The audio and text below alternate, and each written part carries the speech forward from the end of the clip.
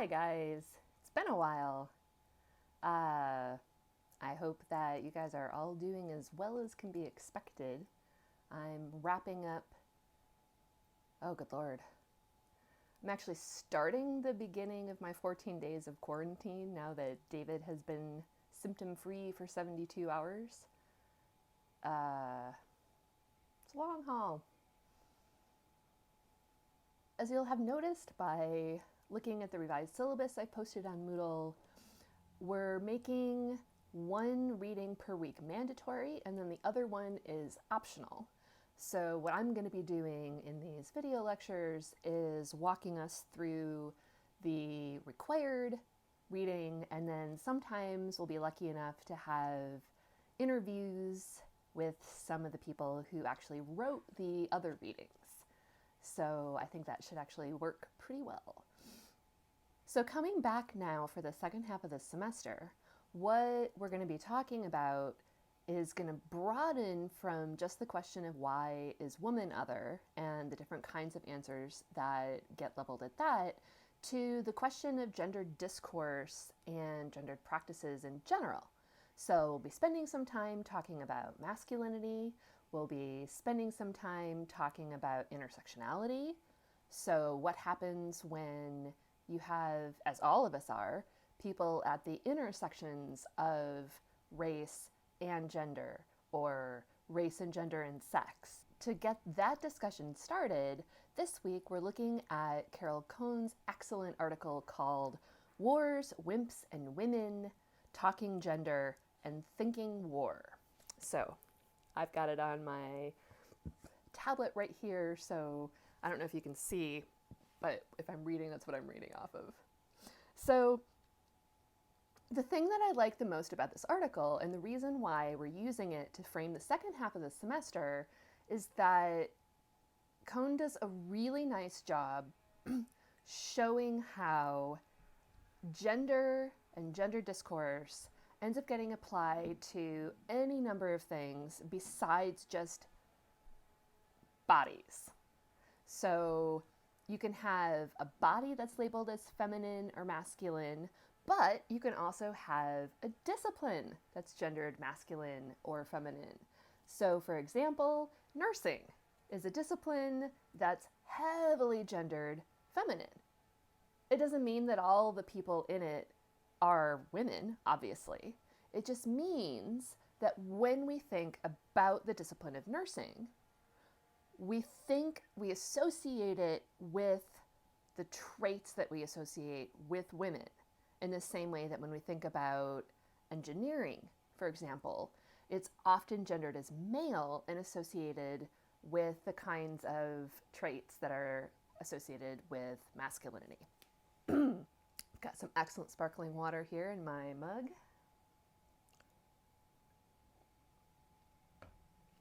All right.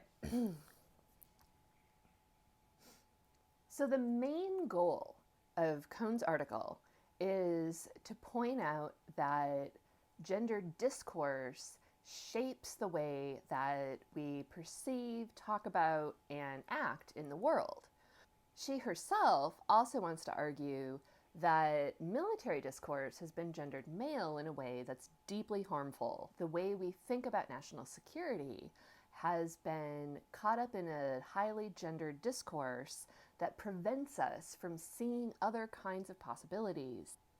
This is the first time that we've actually had somebody in one of our readings explicitly try to define gender. And the way that Cohn does that is she says, I use gender to refer to the constellation of meanings that a given culture assigns to biological sex differences. All right, that's a definition that on the one hand is fairly standard, but also challenged by a variety of people, as we'll see later in this semester. More important than that is how Cohn goes on to describe her use of gender.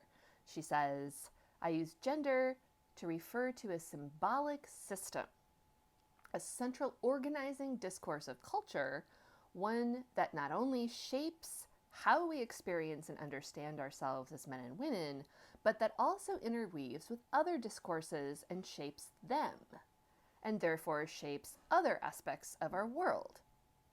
I've already talked about how the discipline of nursing gets gendered as feminine, and the discipline of engineering gets gendered as masculine. Philosophy is another one of those disciplines that's highly gendered masculine.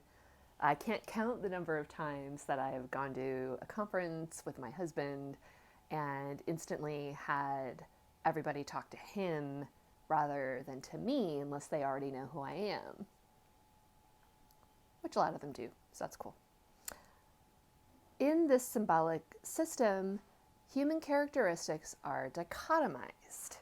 Mind is opposed to body, culture to nature, thought to feeling, logic to intuition, objectivity to subjectivity, aggression to passivity, confrontation to accommodation, blah, blah, blah, political to personal, ad nauseam. In each case of these polar opposites that are supposed to be mutually exclusive, the first term is associated with male and the second is associated with female. And in each case, our society values the first over the second.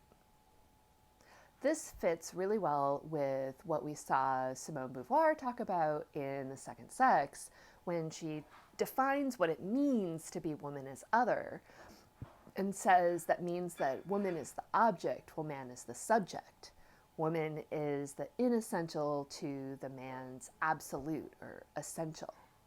One of the big catches, and we've seen Susan Bordeaux talk about this in The Body and the Reproduction of Femininity, is that when you have a system where things are divided into polar opposites that are supposed to be mutually exclusive, one set always gets valued over the other, and possessing one or two of those characteristics immediately gets associated with possessing all the other ones, to the exclusion of the other set. One of the most important things that I want you guys to get out of this article is the idea that by associating masculinity with rationality, with objectivity, with logic, it masks or hides the actual emotions that are at play in this discourse.